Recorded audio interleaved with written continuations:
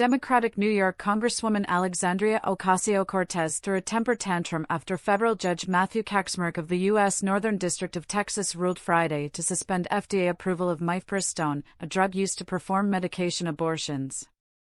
Kacsmaryk stayed the decision for a week, but another judge, Thomas Owen Rice of the U.S. District for the Eastern District of Washington, ruled in a different case that the Food and Drug Administration was prohibited from altering the status quo and rights as it relates to the availability of mifepristone.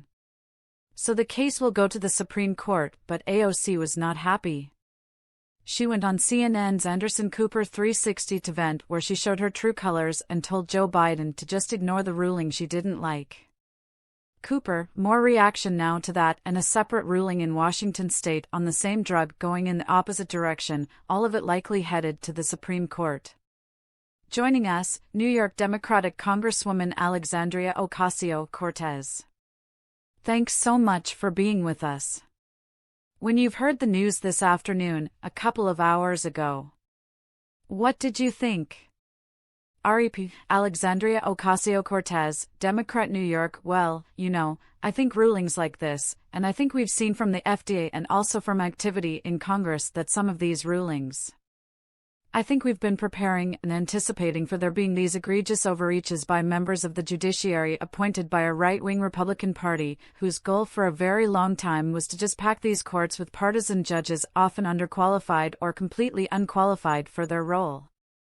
And so there has been thought, I believe, given to this. Senator Ron Wyden has already issued statements, for example, advising what we should do in situations like this, which I concur, which is that I believe that the Biden administration should ignore this ruling.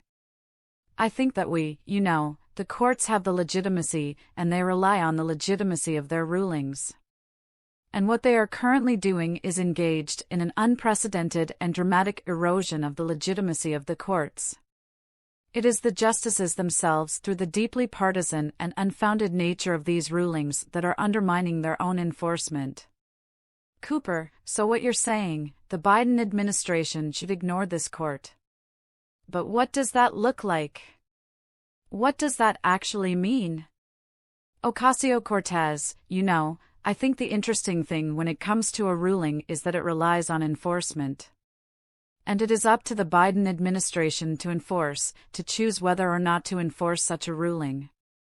Cooper, but do we want to live in a world where the government can decide to ignore a federal court ruling?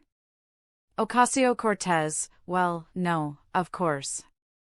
I mean, I do think that it raises these important questions, and do think that when we look at, and there are serious questions that the FDA and the Biden administration is going to have to figure out, and how exactly we map this out.